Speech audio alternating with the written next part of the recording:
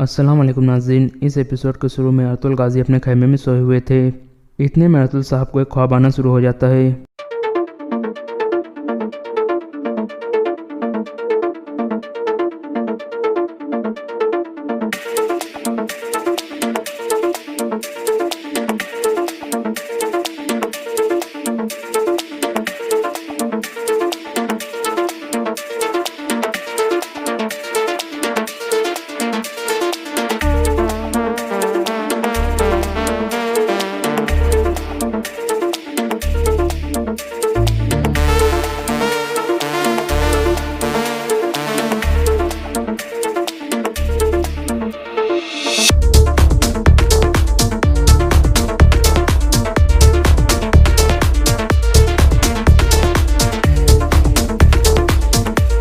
Ertugrul Ghazi چلتے چلتے اس قلعے کے ایک برج کے اوپر پہنچ جاتے ہیں۔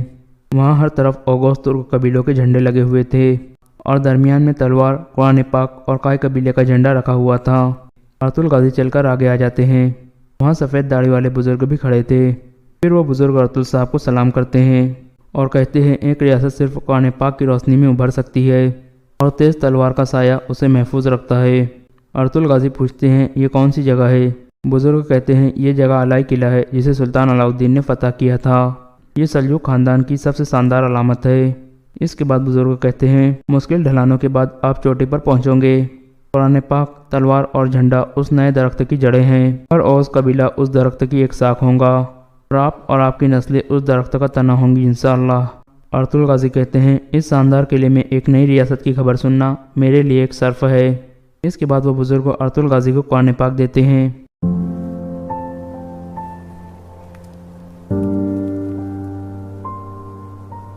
اور پھر کہتے ہیں اللہ کے نام پر ایک نئی تخلیق کا اب وقت آ گیا ہے ارطغرل صاحب۔ اس کے بعد ارطغرل غازی کی آنکھ کھل جاتی ہے اور وہ کلمہ شہادت پڑھنے لگتے ہیں۔ اس کے بعد وہ ہاتھ اٹھا کر دعا مانگنے لگتے ہیں اور کہتے ہیں یا اللہ مجھ پر اور میری نسلوں پر رحمت فرما، ظالموں کے خلاف اس جنگ میں میری اور میری نسلوں کی مدد فرما۔ یا رب ہمیں طاقت اور جرأت عطا فرما جس سے ہم لوگوں کی حفاظت کر سکے اور ظالموں کو گھٹنوں کے بل جھکا سکے، آمین۔ اس کے بعد اگلا دن شروع ہو جاتا ہے۔ سوگت بازار کا منظر سامنے آتا ہے۔ سیرما، حفصہ اور اس کے بچے سوگت بازار میں موجود تھے۔ سیرما ایک آئینہ اٹھا کر کہتی ہے، یہ بہت خوبصورت ہے، یہ میں اسلحان کے لیے خریدوں گی۔ اسلحان کہتی ہے، میرے پاس آئینہ ہے سیرما باجی، آپ کا شکریہ۔ سیرما کہتی ہے، پھر بھی آپ یہ رکھ لو، آپ کی خوبصورتی آئینوں کو توڑ سکتی ہے، اس لیے احتیاطاً یہ بھی رکھ لو۔ یہ سن کر وہ آئینہ لے لیتی ہے۔ حفصہ اس کا شکریہ ادا کرتی ہے۔ پھر سیرما کہتی ہے، میں نے ایبرس کے لیے کچھ بھی نہیں خریدا، اس بازار میں کتابیں نہیں ہیں۔ ایبرس کہتا ہے، شکریہ سیرما باجی، میں کونیا جا کر ڈھیر ساری کتابیں خریدوں گا۔ سیرما کہتی ہے، میں نے کونیا کے مشہور مدرسوں کے بارے میں سنا ہے، انشاءاللہ تم وہاں تعلیم حاصل کر کے ایک عظیم عالم بنو گے۔ پھر حفصہ کہتی ہے، ہمیں کافی وقت ہو گیا ہے یہاں، ابھی ہمیں واپس قبیلے جانا چاہیے۔ سیرما کہتی ہے، آپ صحیح کہہ رہی ہو حفصہ خاتون، ابھی ہمیں روانہ ہو جانا چاہیے۔ یہ کہہ کر وہ چل پڑتی ہے۔ اسی دوران ارطغرل غازی اور ان کے سپاہی گھوڑوں پر سوار ہو کر روانہ ہو گئے تھے۔ دوسری جانب جنگل میں مرگن کہہ رہا تھا، میں بہت وقت سے تمہیں کوڑے مار رہا ہوں، ہو سکتا ہے اب تم اپنا منہ کھول دو۔ لنجک کہتا ہے، مجھے اپنے کوڑے پر فخر ہے، اتنا سخت ہے کہ اس نے میرے جیسے آدمی کو بھی گرا دیا، اور جہاں تک میرے منہ کی بات ہے اس کا تالا میرے خان کے علاوہ کوئی بھی نہیں توڑ سکتا۔ مرگن کہتا ہے، میں نے تمہیں تمہارے ہی کوڑے سے مار کر تمہاری تذلیل کی، لیکن ارطغرل صاحب تمہارے طریقے استعمال کر کے تمہارا منہ کھلوا لیں گے، تمہیں پتہ بھی نہیں چلے گا کہ تم بچوں کی طرح بولنا شروع کر دو گے۔ دوسری یعنی حفصہ اور سیرما وغیرہ گھوڑا گاڑی پر بیٹھ کر گھر کی جانب روانہ ہو گئی تھی۔ راستے میں بے بولت کے آدمی گھات لگا کر بیٹھے تھے۔ باتور جا کر بے بولت کو بتاتا ہے کہ وہ آ رہے ہیں۔ بے بولت کہتا ہے، ہم بچے کو اٹھا لیں گے، اس کی ماں کو مت مارنا، اس کا واپس کائی قبیلے پہنچنا ضروری ہے، اور سیرما کے ساتھ کچھ بھی نہ کرنا، وہ جانتی ہے کہ کیا کرنا ہے۔ اتنے میں قافلہ ان کے قریب پہنچ جاتا ہے تو بے بولت اپنے آدمیوں کو اشارہ کر دیتا ہے۔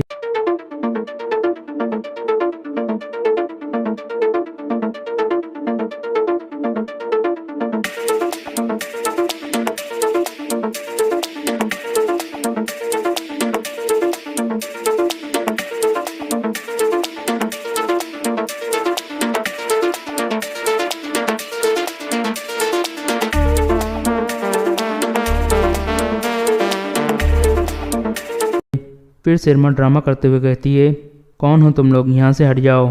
اتنے میں بے بولت ان کے قریب آ جاتا ہے اور آواز بدل کر کہتا ہے، تمہارے ساتھ ہمارا کوئی کام نہیں، ہمیں اس بچے کی ضرورت ہے۔ یہ سن کر حفصہ پریشان ہو جاتی ہے اور کہتی ہے، تم میرے بچے کے ساتھ کیا کرو گے؟ میں اپنا بچہ دینے کی بجائے مارنا پسند کروں گی۔ سیرما اپنی تلوار نکال لیتی ہے۔ پھر بے بولت اپنے سپاہیوں کو اشارہ کرتا ہے تو وہ حملہ کر دیتے ہیں۔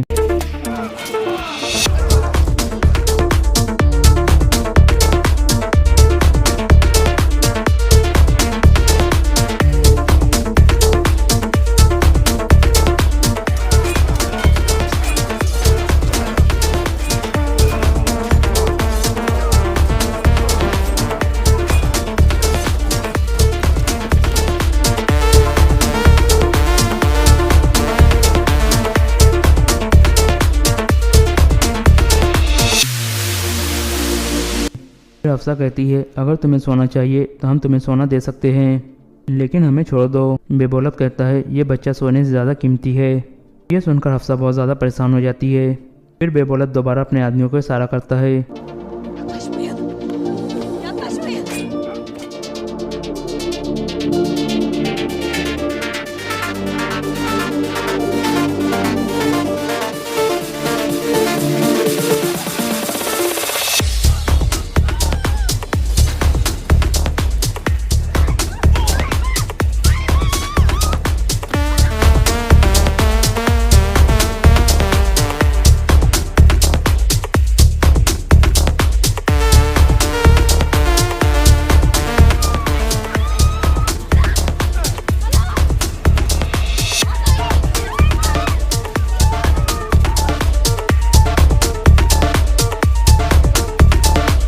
طرح بے بولت ایبرس کو اغوا کر کے لے جاتا ہے، جبکہ حفصہ زخمی ہو گئی تھی اور سیرما نے خود کو خنجر مار کر ہلکا سے زخمی کر لیا تھا۔ حفصہ کہتی ہے، میں ان کے پیچھے جاؤں گی۔ سیرما اسے روکنے لگتی ہے اور پھر ایک زخمی سپاہی کو کہتی ہے، تم سوگت جا کر خبر دو۔ پھر وہ حفصہ کو کہتی ہے، چلو آپ کے قبیلے چلتے ہیں اور آپ کے شوہر کو بتاتے ہیں، وہ ان سے نپٹ لیں گا۔ اس کے بعد وہ سب گھوڑا گاڑی پر سوار ہو جاتی ہیں اور کئی قبیلے کی طرف روانہ ہو جاتی ہے۔ دوسری جانب جنگل میں ایک جگہ کچھ آدمی گھوڑا گاڑی پر صندوق لاد رہے تھے۔ اسی دوران اورانوس اور اس کے آدمی چھپ کر بیٹھے ہوئے تھے۔ اورانوس کہہ رہا تھا، یہ لوگ سونا لاد رہے ہیں، ہم ان کے روانہ ہونے سے پہلے ان سے سونا چھین لیں گے۔ اس کے بعد سوگت کا منظر سامنے آتا ہے۔ البلکہ خاتون سوگت سرائے محل میں پہنچ جاتی ہے اور سلجان خاتون سے پوچھتی ہے کہ ارطغرل صاحب یہی ہیں؟ میں نے ان سے ایک اہم معاملے کے بارے میں بات کرنی تھی۔ اتنے میں ایک سپاہی اندر آ کر کہتا ہے، ایک زخمی سپاہی آیا ہے، حفصہ خاتون کے قافلے پر حملہ ہوا ہے۔ یہ سن کر سلجان اور البلکہ خاتون پریشان ہو جاتی ہے۔ البلکہ کہتی ہے، سرما بھی ان کے ساتھ تھی، کس نے کیا یہ؟ سپاہی کہتا ہے، وہ ڈاکو تھے، انہوں نے حفصہ خاتون کو زخمی کر دیا اور ایبرس کو اغوا کر کے لے گئے۔ سلجان خاتون کہتی ہے، ڈاکو ایسا کرنے کی جرات نہیں کر سکتے، وہ یقیناً الباستی ہوں گا، ہم ایک اور بچے کو کھونا برداشت نہیں کر سکتے، ہم جا رہے ہیں۔ یہ کہہ کر سلجان خاتون چل پڑتی ہے اور باہر آ کر کہتی ہے، سپاہیوں، الباستی نے حفصہ خاتون اور بچوں پر حملہ کیا ہے، فوراً گھوڑے نکالو اور میرے پیچھے آؤ۔ یہ کہہ کر وہ روانہ ہو جاتے ہیں۔ دریگوس بھی سوگت پہنچ چکا تھا۔ اتنے میں اوز اور ملکسا آ جاتے ہیں۔ اوز کہتا ہے، تم ہمارے ساتھ آؤ گھنٹی والے۔ دریگوس کہتا ہے کہ ارطغرل صاحب آ گئے ہیں۔ ملکسا کہتا ہے، وہ ایک ضروری کام میں مصروف ہے، تم ہمارے ساتھ آؤ۔ پھر وہ اسے پکڑ کر چل پڑتے ہیں۔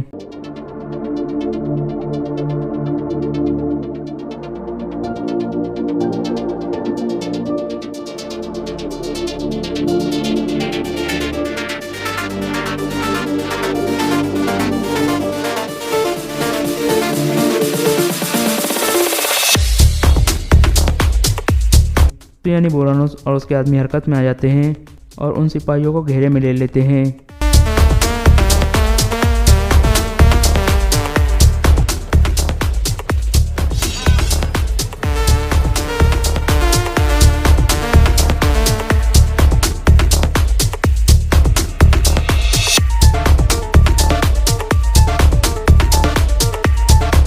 پھر اورانوس کہتا ہے، اپنی تلواریں پھینک دو ورنہ تم سب مارے جاؤ گے۔ یہ سن کر وہ سب سپاہی اپنی تلواریں نیچے گاڑ دیتے ہیں۔ اورانوس اپنے سپاہیوں کو کہتا ہے، جا کر صندوق کھولو اور ہمارا انعام چیک کرو۔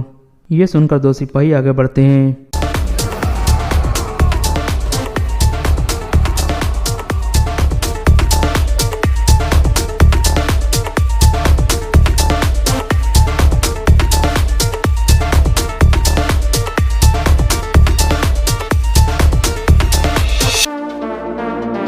پھر ارطغرل غازی کہتے ہیں، تمہارا واحد انعام موت ہے، تم اپنا منہ چھپانے کی زحمت مت کرو، تم جال میں پھنس چکے ہو، میں تمہیں تمہارے گندے منصوبے کے ساتھ دفن کر دوں گا۔ یہ سن کر اورانوس اپنا نقاب اتار دیتا ہے۔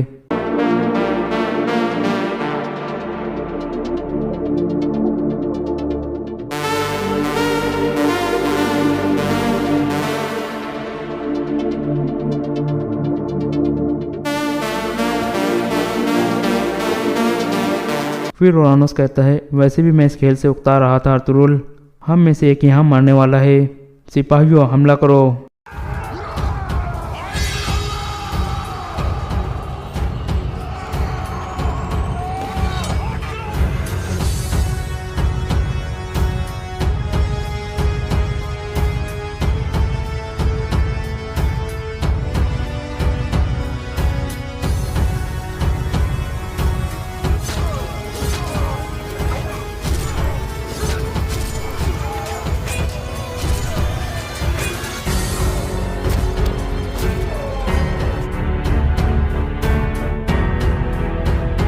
اور یہ ایپیسوڈ یہاں ختم ہو جاتا ہے۔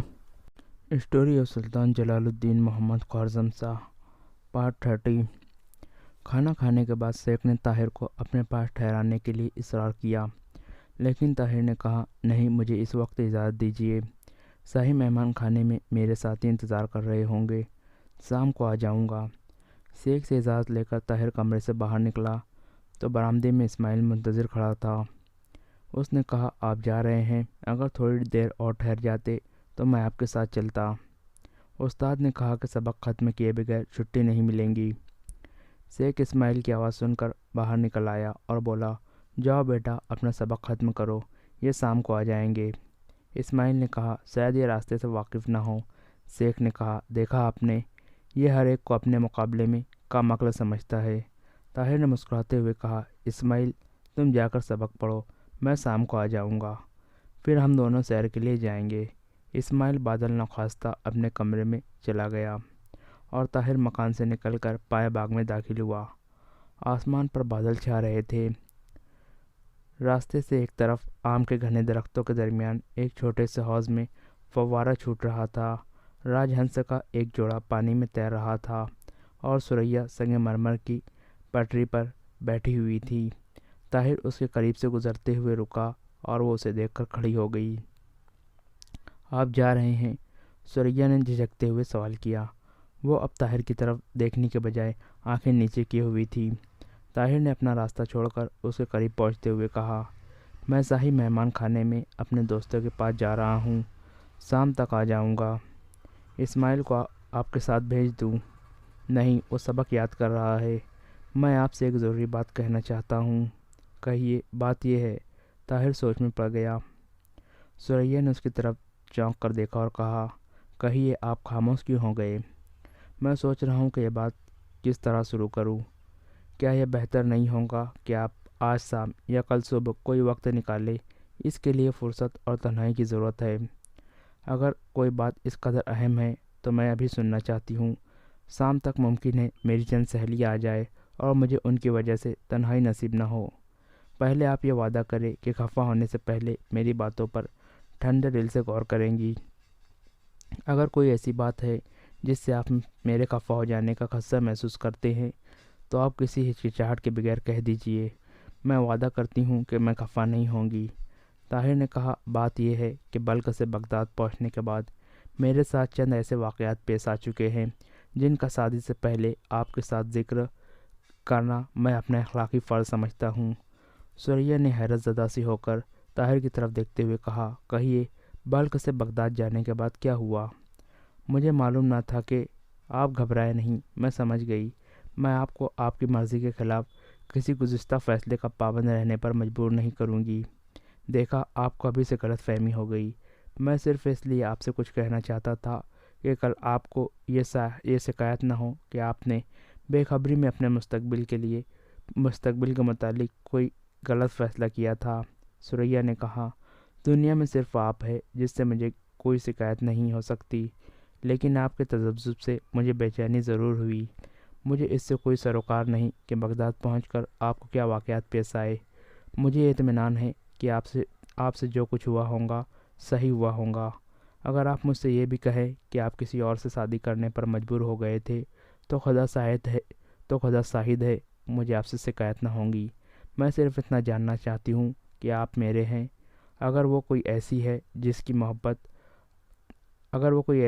جسے آپ کی محبت میں کسی کی شراکت گوار نہیں تو میں آپ کو شادی کے لیے مجبور نہیں کروں گی، اور اگر آپ اس لیے بات کرنے سے ہچکچا رہے ہیں کہ میں اپنی محبت میں کسی اور کی شراکت گوار نہیں کروں گی تو مجھے یقیناً اس بات کا افسوس ہوگا کہ آپ نے میرے متعلق غلط رائے قائم کی ہے۔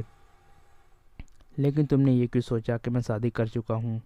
آپ کے بجائے تم سن کر سریا کا چہرہ خوشی سے چمک اٹھا۔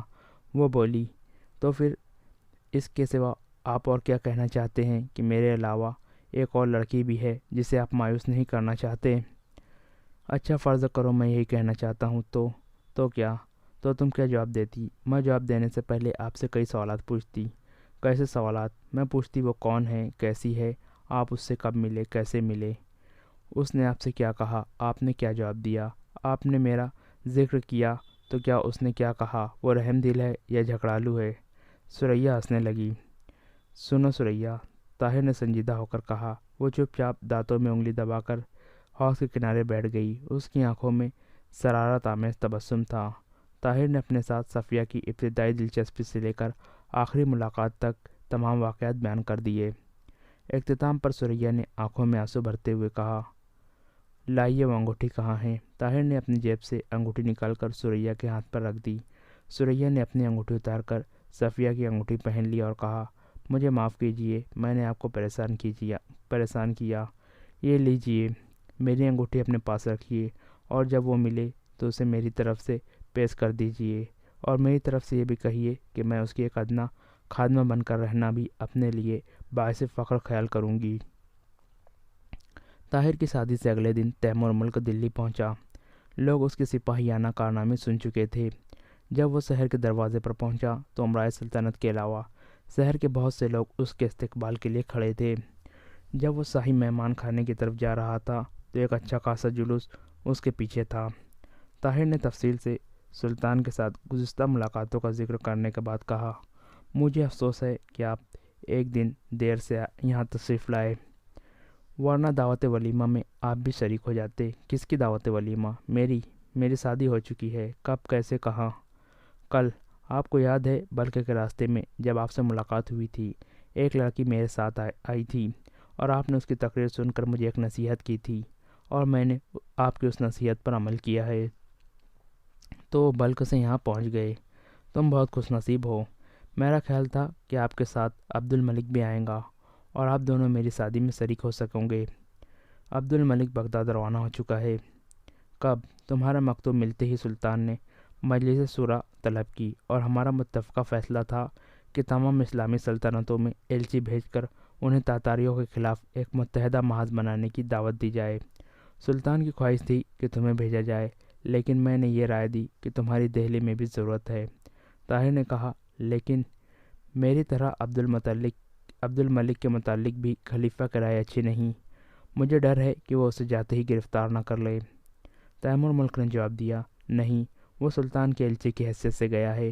خلیفہ اس قدر ضلالت کا ثبوت نہیں دیں گا۔ سلطان نے باقی تمام اسلامی ممالک میں بھی اپنے ایلچی روانہ کر دیے ہیں۔ ایک افسر نے اندر آ کر اطلاع دی، سلطان نے آپ کو ملاقات کے لیے بلایا ہے۔ تیمور ملک نے اٹھتے ہوئے طاہر سے مخاطب ہو کر کہا، انشاءاللہ میں واپس آ کر تمہاری شادی پر ایک تحفہ پیش کروں گا۔ دوپہر کے وقت تیمور ملک سلطان سے ملاقات کر کے واپس آیا تو اس نے طاہر کو اپنے کمرے میں بلا کر کہا، میں نے تمہیں ایک تحفہ پیش کرنے کا وعدہ کیا تھا، میں اپنا وعدہ پورا کرتا ہوں، وہ یہ ہے کہ تم تاحکم ثانی دہلی میں رہو گے۔ میں کل جا رہا ہوں، دہلی میں تم سلطان کے سفیر بن کر رہو گے۔ مجھے ڈر ہے کہ بعض ترک سردار سلطان شمس الدین التمش کو ہمارے سلطان کے خلاف اکساتے رہیں گے، لیکن تم نے چند ملاقاتوں میں سلطان پر جو اثر ڈالا ہے اس کی پیش نظر مجھے یقین ہے کہ تمہاری یہاں موجودگی میں کوئی شخص اس کا ارادہ تبدیل نہیں کر سکے گا۔ تم اپنا کام جاری رکھو اور سلطان، عمرا اور عوام کو تاتاریوں کے خلاف متحدہ محاذ میں ہمارا ساتھ دینے پر آمادہ کرتے رہو۔ سلطان شمس الدین التمش یہ سن کر خوش ہوا تھا کہ اب تم خوارزم شاہ کے سفیر بنو گے۔ وہ تمہاری نیک نیتی سے اور خلوص سے بہت متاثر ہے۔ شام کے وقت شیخ عبد الرحمن نے تیمور ملک کے اعزاز میں شہر کے معززین کو دعوت تام دی۔ کھانا کھانے کے بعد تیمور ملک نے کہا، طاہر، میں تمہاری بیوی کے لیے بھی ایک تحفہ لایا ہوں۔ حاضرین گہری دلچسپی کے ساتھ تیمور ملک کی طرف دیکھنے لگے۔ تیمور ملک نے اپنے گلے سے حمائل اتار کر طاہر کو پیش کرتے ہوئے کہا، تمہاری بیوی کے لیے میں اس سے بہتر تحفہ پیش نہیں کر سکتا تھا۔ یہ قرآن مجید میرے والد کے ہاتھ کا لکھا ہوا ہے۔ دہلی میں چند دن اور رہنے کے بعد طاہر کو سلطان شمس الدین التمش کی پریشانیوں کی وجوہات معلوم ہوئی۔ سلطان شمس الدین التمش نے دہلی کا تخت و تاج اپنے آقا قطب الدین ایبک کی وفات کے بعد اس کے نالائق بیٹے سے زبردستی حاصل کیا تھا۔ ترک عمرا بالخصوص ایبک کی اس کامیابی پر خوش نہ تھے۔ ان میں سے ہر ایک یہ سمجھتا تھا کہ دہلی کے تخت پر سلطان شمس الدین التمش کی نسبت اس کا اپنا حق زیادہ ہے۔ سرکس عمرا کو التمش کے آہنی ہاتھ مغلوب کر چکے تھے، لیکن شمال مغرب سے اسے تاتاریوں کا خطرہ تھا اور جنوب میں راجپوت منظم ہو رہے تھے۔ ان حالات میں التمش کا یہ خدشہ بے جانا تھا کہ اگر تاتاریوں یا راجپوتوں کے ساتھ لڑائی کی نوبت آ گئی تو اس کی فوج کے بعض ترک سردار جو ابھی تک مطمئن نہیں ہوئے اس کے دشمنوں کے ساتھ جا ملیں گے۔ جب عین الملک دہلی میں پہنچ کر سلطان کے باغی عمرا کے ساتھ ساز باز شروع کر دی تو سلطان شمس الدین التمش کو ایک نئے خطرے کا احساس ہوا۔ تیمور ملک سلطان سے ملاقات کے بعد عین الملک کے ساتھ بہت سختی سے پیش آیا۔ رخصت سے پہلے وہ چند سرکردہ عمرا سے ملا اور انہیں مستقبل کے خطرات سے آگاہ کرنے کے بعد متفق اور متحد رہنے کی ہدایت دی۔ تیمور ملک کے جانے کے بعد طاہر نے عمرا کو متحد کرنے کی کوششیں جاری رکھی اور چند دنوں میں سلطان کے مخالفین میں سے اکثر عمرا نے طاہر کی تقریروں سے متاثر ہو کر یہ حلف اٹھایا کہ وہ خطرے کے وقت سلطان کے ساتھ بے وفائی نہیں کریں گے۔ اس کے بعد طاہر عوام کی طرف متوجہ ہوا۔ دہلی کی مساجد میں اس کی چند تقریروں کے بعد چند عمرا نے بھی یہ محسوس کیا کہ اگر وہ الگ تھلگ رہے تو رائے عامہ ان کے خلاف متصل ہو جائیں گی اور سلطان آسانی سے ان کی سرکوبی کر سکیں گا۔ چنانچہ وہ بھی سلطان سے وفاداری کا اعلان کرنے پر مجبور ہو گئے۔ طاہر کی ان کامیابیوں کی ایک بڑی وجہ ثریا کی کوشش تھی۔ دہلی میں طاہر کی بیوی بننے سے قبل عمرہ کی بہو بیٹیاں صرف اسے ایک مالدار تاجر کی حسین بیٹے کی حیثیت سے جانتی تھی، لیکن اس کی شادی میں سلطان شمس الدین التمش اور ملکہ کی شرکت نے اسے تمام بڑے بڑے خاندانوں کی توجہ کا مستحق بنا دیا۔ اب انہیں ثریا کی زندگی کے کئی اور روشن پہلو نظر آنے لگے۔ عورتوں کی ہر محفل میں اس کا ذکر ہونے لگا۔ جہاں 4 عورتیں جمع ہوتی، گفتگو شروع ہو جاتی۔ ایک کہتی، میں نے سنا ہے کہ اس کا نانا ایک سیدھا سادہ تاجر ہے جو صرف روپے کمانا جانتا ہے۔ دوسری کہتی، لیکن اس کی نانی بڑی ہوشیار ہے۔ کئی عمرا کی بیویاں، یہاں تک کہ وزیر اعظم کی بیوی بھی اسے بڑی اماں کہہ کر پکارتی ہے۔ جو باتوں سے اس کی معترف نہیں ہوتی وہ اسے کوئی تحفہ دے کر خرید لیتی ہے۔ میں نے سنا ہے کہ ملکہ کو بھی اس نے جوہرات کا ایک ہار پیش کیا تھا، اسی لیے تو ملکہ نے بھی ثریا کی شادی پر زیورات سے بھری ہوئی ایک سندوشچی پیش کی تھی۔ میں نے سنا ہے کہ ثریا کا باپ کسی شہر کا حاکم تھا، وہ تاتاریوں کے ساتھ لڑائی میں شہید ہوا۔ وہ بڑی خوش نصیب ہے، اس کے نانا جان کے پاس بے پناہ دولت ہے۔ باپ ایک بہادر سپاہی تھا اور شوہر سلطان جلال الدین خوارزم شاہ کا سفیر اور ہمارے ملک کے سلطان کا گہرا دوست ہے۔ کہتے ہیں وہ صورت سے بالکل فرشتہ معلوم ہوتا ہے، اس کی آواز میں جادو ہے۔ دہلی کی بااثر عمرا کو متحد کرنے کے مہم میں طاہر کے ساتھ شریک ہو کر ثریا نے جو کامیابی حاصل کی، اس کے باعث اب وہ طاہر کی بیوی اور شیخ کی بیٹی ہونے سے زیادہ قوم کی ایک قابل احترام بیٹی کی حیثیت سے جانی پہچانی جاتی تھی۔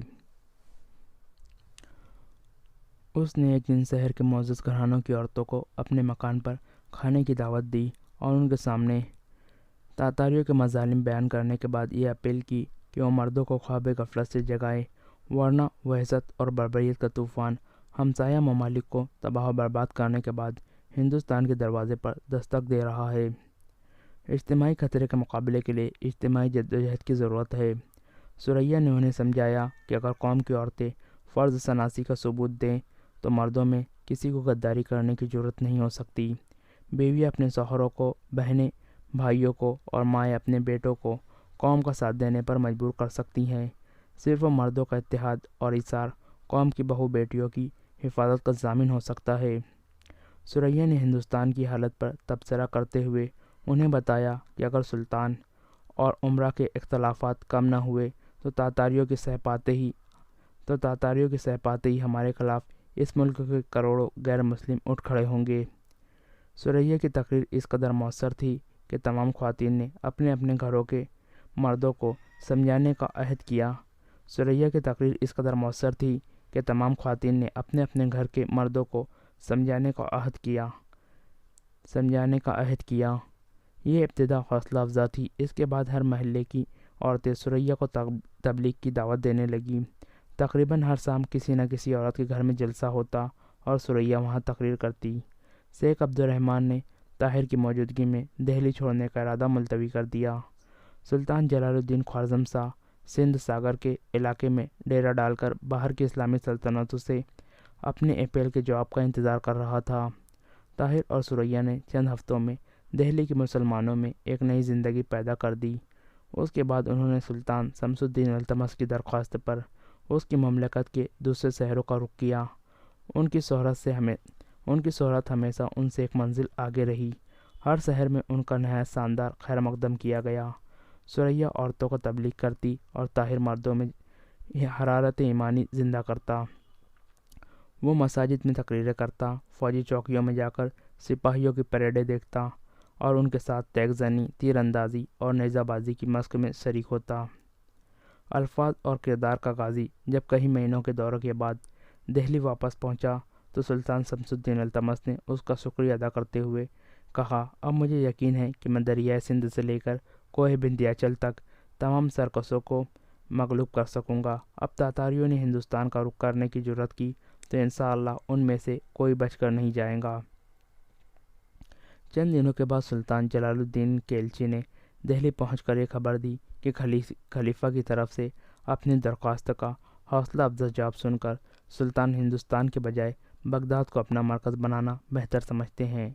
یہ خبر سنانے کے بعد ایلچی نے طاہر کو تیمور ملک کا مکتوب پیش کیا، جس کا مضمون یہ تھا: خلیفہ سے اپنے پیغام کا حوصلہ افزا جواب موصول ہونے کے بعد سلطان نے بغداد جانے کا فیصلہ کیا ہے۔ ہم چند دنوں میں ملتان پہنچ جائیں گے۔ سلطان کا حکم ہے کہ تم بھی وہاں پہنچ جاؤ۔ سلطان معظم سندھ اور مکران کے راستے بغداد پہنچیں گے۔ سلطان شمس الدین التمش کو یہ پیغام پہنچا دو کہ بغداد پہنچ کر ہم مصر، شام اور عرب کے ممالک سے اعانت حاصل کرنے کے بعد انہیں اپنے ارادوں سے باخبر کر دیں گے، اس وقت تک کہ وہ اپنی کمانیں درست اور تلوازیں تیز کر کے چھوڑیں۔ طاہر تیمور ملک کا مکتوب لے کر ثریا کے کمرے میں داخل ہوا۔ ثریا نے دیکھتے ہی سوال کیا: ایلچی کیا پیغام لایا ہے؟ طاہر نے اس کے ہاتھ میں خط دیتے ہوئے کہا: تم خود پڑھ لو۔ ثریا نے خط پڑھنے کے بعد اس کی طرف دیکھا اور سوال کیا: آپ نے کب جانے کا فیصلہ کیا ہے؟ کل یا پرسوں؟ لیکن آپ کچھ پریشان ہیں۔ میری فکر نہ کیجیے ثریا، اس میں شک نہیں کہ تم سے جدا ہونا میرے لیے آسان نہیں، لیکن میری پریشانی کی وجہ کچھ اور ہے۔ میں پوچھ سکتی ہوں؟ بات یہ ہے کہ میں خلیفہ کی طرف سے مطمئن نہیں ہوں۔ مجھے ڈر ہے کہ سلطان کا بغداد جانا ان کے لیے تکلیف دہ ثابت نہ ہو سکتا ہے کہ میں نے خلیفہ کا متعلق غلط رائے قائم کی ہو، لیکن امرائے سلطنت میں سے بعض ایسے ہیں جو کسی بھی وقت خلیفہ کو غلط راستے پر ڈال سکتے ہیں۔ میرا اندازہ ہے کہ اس وقت تاتاری بغداد کے کئی سرکردہ لوگوں کو خرید چکے ہوں گے۔ ثریا نے کہا: لیکن عبد الملک کے متعلق آپ کی رائے یہ تھی کہ وہ بہت ہوشیار آدمی ہے۔ اگر کوئی خطرے کی بات ہوتی تو وہ یقیناً سلطان کو بغداد جانے کا مشورہ نہ دیتا۔ طاہر نے کہا: خدا کرے ان کی نیک نیتی کے متعلق عبد الملک کا اندازہ غلط ثابت نہ ہو۔ طاہر نے کہا: خدا کرے ان کی نیک نیتی کے متعلق عبد الملک کا اندازہ غلط ثابت ہو۔ شام کے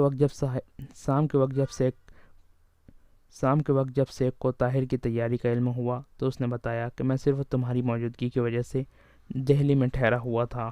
اب میں مدینہ کی طرف روانہ ہو جاؤں گا اور وہاں سے حج کے بعد دمشق یا کسی اور جگہ جانے کا فیصلہ کروں گا۔ حنیفہ نے طاہر کو تسلی دیتے ہوئے کہا: بیٹا جب تم واپس نہیں آؤ گے ہم مدینہ ہی میں قیام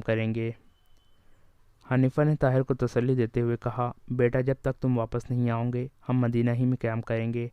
ہم تمہارا گھر بھی دیکھیں گے۔ طاہر نے کہا: میں زید کو آپ کے پاس چھوڑ جاتا ہوں، وہ آپ کو ہمارے گھر لے جائیں گا اور مجھے یقین ہے کہ آپ کم از کم کچھ عرصہ کے لیے ان کے مہمان بننا قبول کریں گے۔ حنیفہ نے کہا: ثریا نے اگر پسند کیا تو ہم اسے وہیں چھوڑ جائیں گے۔ شیخ نے کہا: ثریا نے مجھ سے کہا ہے کہ سلطان جلال الدین کو فوج کے لیے روپے کی ضرورت ہے۔ بلخ، سمرقند اور بخارا میں میرا بہت نقصان ہوا ہے، تاہم میں 1,00,000 دینار دیتا ہوں، تم یہ سلطان کے پاس پہنچا دو۔ سلطان شمس الدین التمش نے بھی اس کی مدد کے لیے مجھ سے کہا تھا۔ رخصت کے دن سلطان شمس الدین التمش نے سلطان جلال الدین کی مدد کے لیے اشرفیوں کا ایک صندوق دیا اور طاہر کو ملتان تک پہنچانے اور صندوق کی حفاظت کے لیے سواروں کا ایک دستہ اس کے ساتھ روانہ کر دیا۔ راستے میں کرامان، اصفہان اور دوسرے مقامات کے عمرا تاتاریوں کی حوصلہ افزائی سے اپنی خود مختاری کا اعلان کر چکے تھے۔ سلطان جلال الدین نے آئندہ کے لیے اطاعت اور فرمانبرداری کا وعدہ لے کر ان کی گزشتہ خطائیں معاف کی اور جنگ کے لیے تیاری کا حکم دے کر بغداد کا رخ کیا۔ بغداد سے واپس آ کر عبد الملک سلطان کو یقین دلا چکا تھا کہ تاتاریوں کا خطرہ بغداد سے بہت قریب دیکھ کر خلیفہ کا خط بھی بہت حوصلہ افزا تھا۔ بغداد سے واپس آ کر عبد الملک نے سلطان کو یقین دلا چکا تھا کہ تاتاریوں کا خطرہ بغداد سے بہت قریب دیکھ کر خلیفہ کا خط بھی بہت حوصلہ افزا تھا، لیکن طاہر تیمور ملک اور سلطان کے چند اور ساتھی پوری طرح مطمئن نہ تھے۔ تیمور ملک نے سلطان کو مشورہ دیا کہ وہ چند دن بغداد کی حدود سے باہر قیام کرے اور چند آدمیوں کو بغداد بھیج کر تازہ حالات معلوم کرے۔ ممکن ہے کہ خلیفہ آپ کو دور رکھ کر مدد کے لیے تیار ہو، لیکن اسے آپ کا بغداد میں داخل ہونا گوارا نہ ہو۔ اس قسم کے تمام اعتراضات کے جواب میں سلطان نے کہا، خلیفہ نے دشمن کے مقابلے میں ایک ہو جانے کی دعوت پر لبیک کہا ہے۔ انہوں نے ہمارے مکتوب کے جواب میں یہ لکھا ہے کہ وہ ہمارے ساتھ دوسرے سلاطین کو متحد ہوتا دیکھتے ہی اپنی افواج ہمارے لیے مدد کی بھیج دیں گے، اپنی افواج ہماری مدد کے لیے بھیج دیں گے، اور دوسرے سلاطین نے ہماری مدد کے لیے یہ شرط کی ہے کہ انہیں خلیفہ کے تعاون کا یقین دلایا جائے۔ اس صورت میں ہمارے لیے یہی راستہ ہے کہ ہم بغداد چلے جائیں اور خلیفہ کی طرف سے شام، مصر اور مراکش کے سلطانوں کے نام یہ پیغام بھجوائیں کہ جہاد میں انہیں ہمارا ساتھ دینا چاہیے۔ اگر خلیفہ کی نیت صاف نہ بھی ہو تو بھی ہمیں یقین ہے کہ وہ بغداد میں ہم پر ہاتھ نہیں اٹھا سکیں گا۔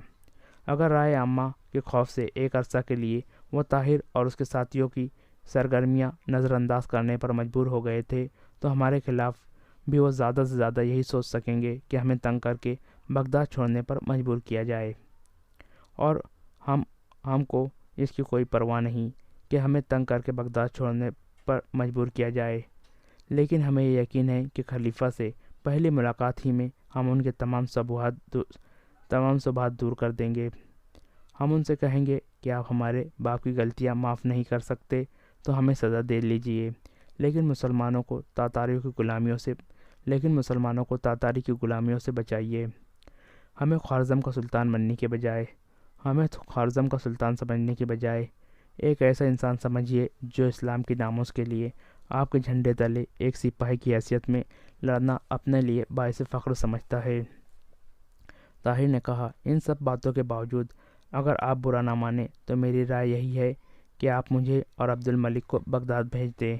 ہم چند دنوں میں حالات کا صحیح جائزہ لے کر آپ کی خدمت میں حاضر ہو جائیں گے۔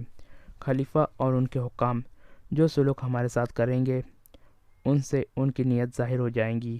اگر ہم واپس نہ آئیں تو اس کا مطلب یہ ہوگا کہ ہمیں آپ کی طرف داری کے جرم کی پاداش میں گرفتار کر لیا گیا ہے، اور آپ کے متعلق بھی ان کا ارادہ نیک نہیں، اور اگر ہم واپس آ گئے تو آپ کو بغداد کے تمام حالات سے آگاہ کر سکیں گے۔ سلطان جلال الدین نے اس رائے سے اتفاق کیا اور طاہر، عبد الملک اور مبارک کو بغداد جانے کی اجازت دے دی۔ طاہر کے ساتھ بغداد سے آئے ہوئے رضاکاروں میں سے 30 نوجوانوں کو بھی چند دنوں کے لیے بغداد جانے کی اجازت مل گئی۔ شام کے وقت بغداد کے وزیر اعظم نے صفیہ کو اپنے کمرے میں بلایا اور اس کے ہاتھ میں خط دیتے ہوئے کہا، بیٹی، پورے 10 سال خلیفہ کی خدمت کرنے کے بعد مجھے اب کسی پر بھی اعتبار نہیں رہا، اور نہ ہی مجھے امید ہے کہ کوئی مجھ پر اعتبار کرتا ہوگا۔ میرا سب سے بڑا گناہ شاید یہ تھا کہ بعض معاملات میں خدا کی مرضی کے خلاف خلیفہ کے اشاروں پر چلتا رہا، لیکن عالم اسلام پر عبرتناک تباہی لانے کے لیے میں خلیفہ کا ساتھ نہیں دے سکتا۔ سنو، سلطان جلال الدین خوارزم شاہ خلیفہ سے اعانت کی توقع پر بغداد آ رہا ہے۔ میرے اصرار پر خلیفہ نے اسے ایک حوصلہ افزا خط لکھا تھا، اور مجھے یہ اطمینان تھا کہ میرا یہ فعل شاید میری گزشتہ تمام غلطیوں کا کفارہ ہو سکے، لیکن معلوم ہوتا ہے کہ قدرت کو ہماری بھلائی منظور نہیں۔ آج وہ منافق اور غدار محلب بن داؤد تاتاریوں کا خاص الچی بن کر بغداد پہنچ گیا ہے۔ اس کے ساتھ چند تاتاری سردار بھی ہے۔ خلیفہ تاتاریوں سے پہلے ہی معروف تھا۔ محلب نے اس کے رہے سہے اوسان خطا کر دیے ہیں۔ خلیفہ کو اس نے سمجھایا ہے کہ اگر تم جلال الدین کو پکڑوا کر تاتاریوں کے حوالے کر دو تو بغداد تباہی کی آگ سے بچ جائے گا، اور چنگیز خان کے جانشین تمہیں ہمیشہ عزت و احترام سے دیکھیں گے۔ خلیفہ کی تسلی کے لیے تاتاریوں سے انعام کی توقع میں چند مفتیوں نے بھی یہی فتویٰ دے دیا ہے کہ تاتاریوں کو خدا نے زمین کے وسیع حصے پر حکومت عطا کی ہے، ان کی مخالفت خدا کی مرضی سے بغاوت ہے، اور جلال الدین کے مذہبی عقائد درست نہیں، اس لیے بغداد کے لوگوں پر اس کی اعانت فرض نہیں۔ معلوم ہوتا ہے کہ محلب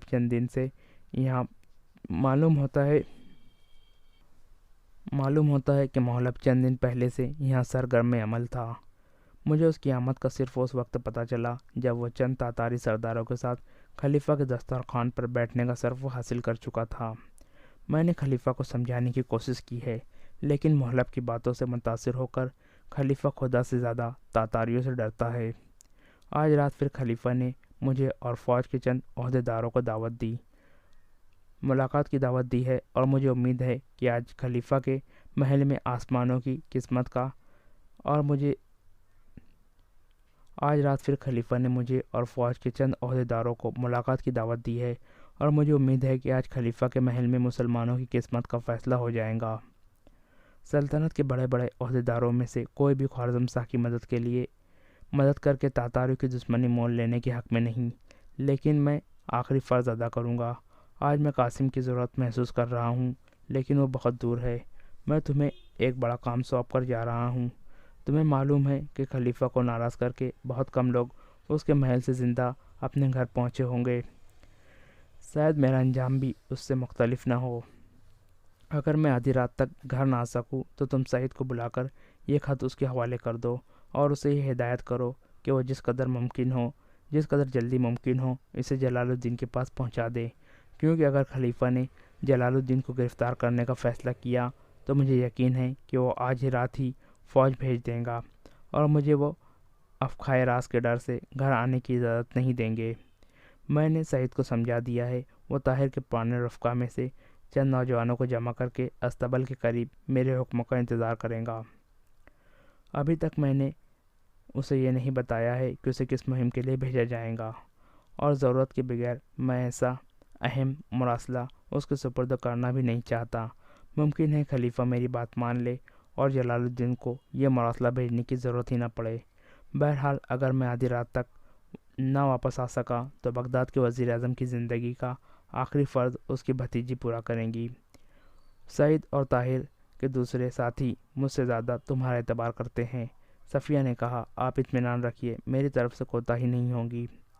وزیر اعظم نے مسکراتے ہوئے کہا، مجھے تم پر بھروسہ ہے۔ اگر قاسم بھی یہاں ہوتا تو بھی شاید اس کام کے لیے میری نگاہ تم ہی پر پڑتی۔ وزیر اعظم شاہی محل کی طرف چل دیا۔ عشاء کی نماز سے تھوڑی دیر بعد وزیر اعظم کے محل میں کوہرام مچا ہوا تھا۔ محل کے تمام نوکر اس کے گرد جمع تھے۔ اس کے سینے اور پسلیوں کے زخموں سے خون بہہ رہا تھا۔ وزیر اعظم نے ہوش میں آ کر آنکھیں کھولی اور نحیف آواز میں سوال کیا، میں یہاں کیسے پہنچا؟ ایک نوکر نے جواب دیا، آپ دروازے پر پہنچ کر گر پڑے تھے، ہم آپ کو یہاں اٹھا لائے۔ اور وہ نوکر جو میرے ساتھ تھے، ایک نوکر نے آگے بڑھ کر کہا، مجھے معمولی زخم آئے ہیں، حامد قتل ہو گیا ہے۔ تم نے انہیں پہچانا؟ جی، میں نے محلب کو پہچان لیا تھا۔ جب آپ خلیفہ کے محل سے باہر نکلے تھے تو وہ آپ کے ساتھ تھا۔ ہم دونوں سیڑھیوں سے نیچے چند قدم کے فاصلے پر آپ کا انتظار کر رہے تھے۔ جب آپ نیچے اتر رہے تھے تو 4 نقاب پوش آدمیوں نے درختوں کے سائے سے نکل کر آپ پر حملہ کر دیا۔ آپ مڑ کر دروازے کی طرف بھاگے، لیکن محلب نے آپ کا راستہ روک کر آپ پر خنجر کے 2-3 وار کر دیے اور مدد کے لیے پکارنا شروع کر دیا۔ حامد مجھ سے آگے تھا، اس نے محلب پر حملہ کیا، لیکن وہ ایک طرف ہو کر بچ گیا اور حامد ایک نقاب پوش کی تلوار سے گھائل ہو کر گر پڑا۔ میں نے آگے بڑھ کر ایک نقاب پوش کو مار گرایا، باقی 3 نقاب پوش مجھ پر ٹوٹ پڑے۔ میں نے ایک اور کو بھی گرا دیا۔ اتنی دیر میں خلیفہ کے محل کے سپاہی باہر نکل آئے اور محلب نے جلدی سے سیڑھیوں پر چڑھ کر کہا، سپاہی آ رہے ہیں، بھاگ جاؤ۔ وہ بھاگ گئے تو میں آپ کی طرف متوجہ ہوا۔ آپ وہاں سے محل کا رخ کر رہے تھے۔ میں بھاگ کر آپ کے پاس پہنچا اور چند قدم آپ کے ساتھ چل کر اس خیال سے رک گیا کہ وہ آپ کا تعاقب کریں گے۔ جب مجھے اطمینان ہو گیا کہ آپ محل کے قریب پہنچ چکے ہیں تو میں بھی آ گیا۔ وزیر اعظم نے کہا، سعید کہاں ہے؟ سعید نوکروں کو ادھر ادھر ہٹا کر وزیر اعظم کے بستر کے قریب آ کھڑا ہوا۔ وزیر اعظم نے اپنی بیوی صفیہ، سکینہ اور سعید کے سوا باقی تمام نوکروں کو کمرے سے نکل جانے کا حکم دیا۔ جب کمرہ خالی ہو گیا تو اس نے سعید سے کہا، تمہارے ذمے جو کام ہے وہ صفیہ تمہیں بتا دیں گی۔ تمہارے ساتھی تیار ہے؟ جی ہاں۔ وزیر اعظم نے پھر اپنی بیوی کی طرف متوجہ ہوا، میرے بعد تمہارے لیے بغداد چھوڑ کر مصر چلے جانا بہتر ہوگا، میں صرف تھوڑی دیر کا مہمان ہوں۔ صفیہ نے کہا، چچا، میں نے ابھی تک آپ کو ایک بات نہیں بتائی، طاہر زندہ